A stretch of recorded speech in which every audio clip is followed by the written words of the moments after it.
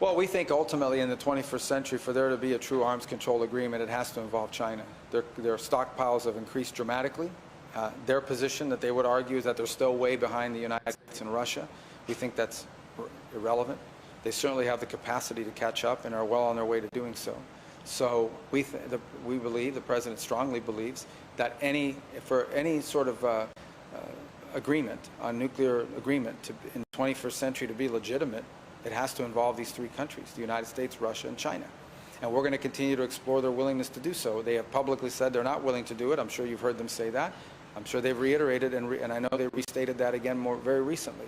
But we'll continue to press on it because we think it would be good for the world if we could reach such an agreement. The President would be in favor of that if we could do it, but it has to be all three countries. What's your view on the competition for the U.S. with China and China's access to things like cutting-edge NVIDIA chips or other AI chips and things? Yeah. So I think we've reached a point, at least, of sort of strategic stability in the relationship. I think both countries concluded that having an all-out global trade war between the United States and China would be deeply damaging to both sides and to the world. There remain issues of disagreement. There remain issues that we know in the long term are going to have to be confronted and could be irritants in our relationship. We've not been bashful in saying that we don't think we don't think it's sustainable to live in a world where we depend on some country for 90% of anything, whether it's supply chains or critical minerals or the like, pharmaceuticals and the like.